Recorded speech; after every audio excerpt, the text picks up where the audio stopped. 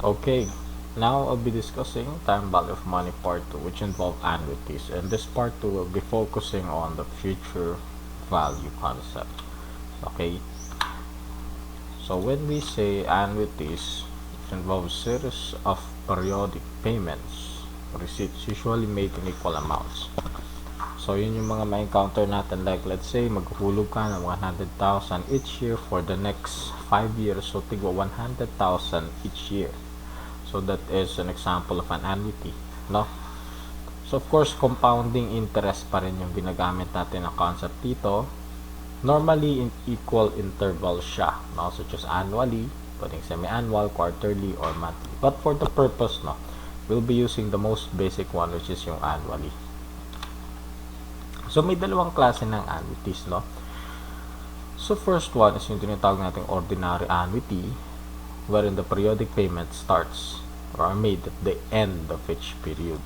While when we say annuity due, the payments begins, no, at the beginning of the period. So let's say dito every December 31 and sa annuity due every January 1. So for comparison purposes, let's see, this is an example of a problem for ordinary annuity. Let's say, nag-arrange sa ACC, mag-invest in account 12% compounded annually. So, 3 years yan hanggang December 31, 2022. So, ACC plans to deposit 100,000 each year for the next 3 years or a total of 300,000. Ito yung sinasabi natin na annuity, no? 100 for the first year, 100 for the second year, and finally 100 for the third year. So, total is 300. Yun nga lang, the start ng hulog, yung start ng hulog is December 31, which is the end. So, ordinary annuity yon. And, basically, pareho lang naman sila, no?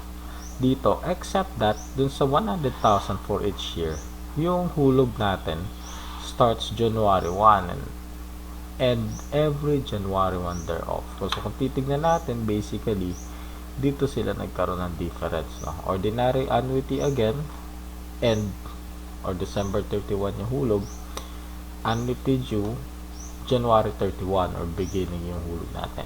Okay, so let's try dito muna sa fair value of ordinary annuity. For discussion purposes, let's try this problem, no, which is yung kanina rin naman siya. Okay, January 1, 2020, account 12% compounded annually. So, 3 years. So, 100,000 beginning December, mali lang dyan. Beginning December 31, 2020 and every December 31 thereafter. So, what will happen is, of course, dito ka una maghuhulog by the end of this year, 100,000. Syempre, dito wala ka pag-interest for the first year. So, kukumputahan ng interest for here. So, times 1.12, which is basically tinuro natin yung concept from the first video natin from time value of money or yung part 1. So, ito 100,000 mo, magiging 112. Plus yung 12,000 na interest yan. Tapos, maghuhulog ka ulit another 100,000. So, by the end of the second year, so, magiging 212 na yung pera mo. So, syempre, magkukompute na naman tayo ng interest for the third year. So, times 1.1, magiging 237,440 na to. And then, of course, magdadagdag ka na naman ng 100,000. So, ito yung 300,000 na sinasabi niya. Ito 100 the first year, 100 second year, and then 100 third year. So, ang total mo by the end of the third year period is 337,440. Or another computation is, yan, if gusto mo ng medyo ganitong format, you can try to see it naman. Okay, basically that's what happens. Okay, ngayon pwede natin yung gawin. So actually madali lang naman siya, no? But if involves longer period, syempre medyo matrabaho na yung ganitong manual format. So meron din naman tayong formula. Okay, so yung formula natin for future value of ordinary annuity is PMT times 1 plus I raised to n, which is very familiar from the first part ng ating time value of money, 1 plus I raised to n. So, minus 1 divided by I. Of course, yung naiba lang naman dito, no? Of course, yung FVOA is future value of ordinary annuity PMT is the annuity payment. Okay, just like in the previous illustration natin, yung 100,000 yun. Ayan, annuity payment yan. Of course, I is for the interest, N is for the compounding periods. Okay, so gamitin natin yung previous illustration natin. So, the same siya, 100,000, 12%, 3 years. So, in the formula, how would it look like? So, ito yung formula natin, no? Of course, so substitute mo lang. 100,000 times 1 plus 12%. Yan, 12% interest natin. Raised to 3, which is yung 3 years yung compounding period natin, minus 1 raised to 12. Na pag nagsasagot ka ng ganito, normally, sinusolve mo muna ito as a group. Ito, no? Yung first, 1 plus 0.12 raised to 3, no? Or parenthesis muna sa PEMDAS and then exponent. So, 1.12 raised to 3 muna siya. So, basically, that would be 1.049 minus 1. Ito yung 1.049 minus 1 divided by 12. Tapos, next ang gagawin mo, unahin mo muna i-subtract ito. Okay, because they're on the same bar. 1.4049 minus 1, that would be 0.4049. And lastly, saka mo na i-divide yung 0.12. So, you will get 3.3744. Okay, so basically, this 3.3744, this is also called a factor. Now, if you're using a table for present values and future value, this is called a factor. Okay, so dito tinuturo ko na kung paano mag-compute actually ng factor na yan. So, once you already get this factor, so lastly, multiply na natin siya dun sa 100,000. And then, you will get the same answer as to the sa previous. 337,440. Okay? So, that's how we do a future value of ordinary annuity. Okay, so for exercises, ito, meron tayong problem dito. Again, no, if you want more time, you could just simply pause the video. Okay? Para mas makita mo, mas mabasa mo mabuti yung problem. So, in January 1, nag-arrange si ACC, nag-invest 150,000, 3 years. Then, 50,000 each year. So, ito yung sinasabi niyang 150 dito. 50,000 for the next 3 years. The total is 150,000. So, again, no, this would be our annuity payment, yung 50. Kung magkano yung series na hinuhulog mo, yun yung PMT. Okay? So, December 31 yung start and every December 31 thereafter. So, basically, ordinary annuity yon. 12% din yung interest. Tinatanong niya, magkano daw yung magiging investment natin at the end of 3 years. So, again, yung formula, substitute natin, 50,000, no? 12%. Yun yung I. 3 years minus 1. This is fixed na yan. This is fixed. Okay, so ganun pa rin katulad kanina, isosolve natin ito, 1.4049 tapos minus 1 divide 0.12, then you will get the factor times 50,000 and yung answer natin is 168,720. Okay, now let's try another exercise. Okay, so you plan to invest 352,000, 4 years naman siya, 8%. The investment requires 88,000. So, 88 yung annuity payment natin. So, 88,000, kung i-multiply mo siya sa 4, basically, you get this 352,000. Doon ang galing itong 352. Okay, again, this is our annuity payment. Every December 31. So, by the end yung start natin. So, of course, this is also ordinary annuity, no? So, our solution would be, ayan, substitute mo lang, 88,000 yung payment natin, 8%, 4 years. So, the same, isa-solve mo muna ito. So, that's 1.3605 minus 1, tapos, so that will be 0.3605. Saka mo i-divide itong 8%. So, your factor is 4.5061 times mo, lastly, 88,000. So, our answer is 396,536.8. Baka magtaka ka, no? There might be some differences here due to rounding off, no? Kasi maraming rounding off na nangyayari dito. Depende kung saan ka mag-round off. You can round off from this part or pwede ka mag-round off dito ng part. Pag divide mo, pwede dito ka mag-round off. So, depende. Okay lang yan, no? There would be a little difference. But yung difference mo, siguro hindi naman siya aabot ng 1,000 or even 100 pesos. As long as malapit naman siya doon, as long as kung tinignan mo, malapit naman yung mga decimal numbers, okay lang.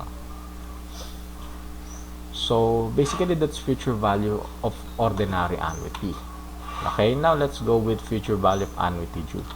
Using yung kaninang illustration din natin, yung 100,000, 3 years, or a total of 300, 12%. The difference only here is the beginning, January 1. And every January 1, they're off. So, basically, this is an example of annuity due. So, what would happen is, so, dito yung start. Unlike kanina, no, dito nag-start yung ano natin by the end, December 31. Ngayon, dito mag-start siya, beginning eh. So, 100,000 mo, meron ka ng interest dito for the first year, magiging 112 na yan. After which, maghuhulog ka ala ng 100.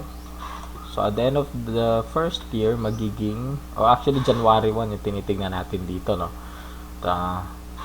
This is end of the first year, tapos next year, January 1, maglalagay ka niyan.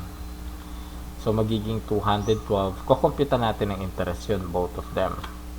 So, magiging 237,440 by the end of the third year. Tapos, the next day, January 1, 2022, maglalaglag ka na another na 100. Maglalagay ka na another 100,000.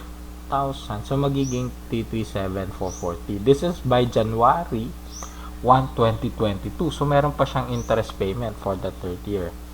So, times 1.12, magiging 337,932.8. Basically, that's what happened. No? Or if you want an alternative computation, basically meron din tayo dito if you try to compare na lang silang dalawa. Okay? So ngayon, just like dun sa ating future value of ordinary annuity, syempre meron din tayong formula. But before we go with the formula, para mas maintindihan natin lalo, let's try to compare the two. Okay? So, kasi kanina, sa ordinary annuity, yung first na hulog natin started December 31. So, dito. So, although nag-start yung investment dito, so for the first year, wala pa siyang binayaran. So, nagbayad siya dito. Or naghulog siya December 31 of 2020. And then, ganun din, every December 31 thereafter. Ngayon dito sa annuity due, nag-start yung hulog natin is here, no, January 1. Umpisa pa lang, meron na tayong hulog. And then, every January thereafter. Basically, yan yung comparison ng dalawa. Kung mapapansin mo actually, kung titignan mo lang, you will see some similarities here. No? So, basically, these are the similarities. Kung makikita mo, pareho talaga sila. 100, 100, 212, 212, 337, 337. So, the only difference is, of course, na-late kasi ito ng start. Kasi naghulog siya after a year pa technically, no? So, ito naghulog agad siya. So, therefore, kung titignan natin, dito talaga yung isa pang difference, no? Kasi since nauna to mag-start, meron pa siyang last interest payment here, 337,440 times, ito pa 1.12, kaya naging 337,932.8. So, basically, yun yung difference nila. And, ito na, no? Para mas madali natin maintindihan yung formula. Kasi, previously, ito yung formula natin sa ordinary annuity. Diba? Ito yon. So, since ang difference, sabi natin is, dadagdagan actually ng extension dito, no? Nadagdagan pa ng another interest computation. So, para mas madali, actually, hindi naman nag-change siya. So, what's the difference is, nadagdagan. Ito yon. Itong times 1.12, basically, ito yun. So, yung formula natin ng annuity due is basically, technically, the same siya. So, ordinary annuity kanina, dadagdagan mo lang ng another times 1 plus 5. Okay? So, okay, try natin dun sa kaninang illustration. Okay? So, ito yung formula natin. Ayan.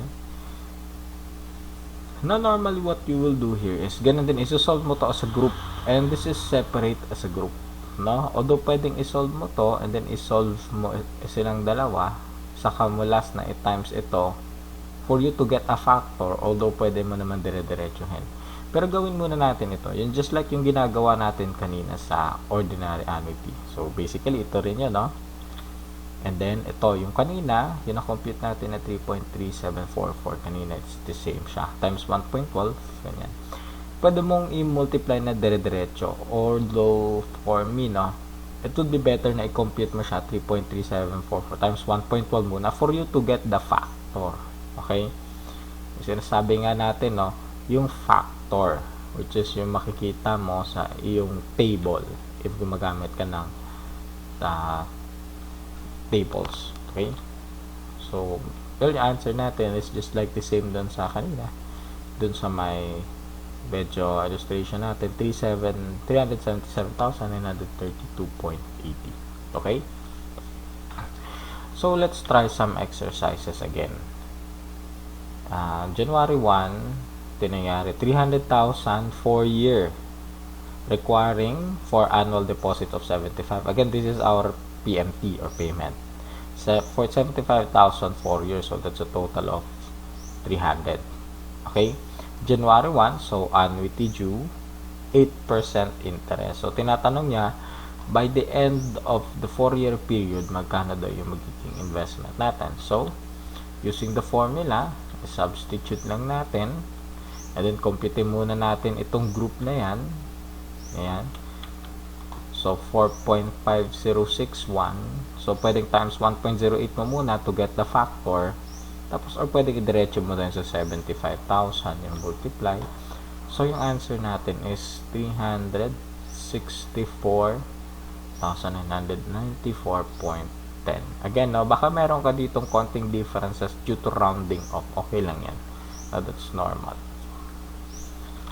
Okay, another one.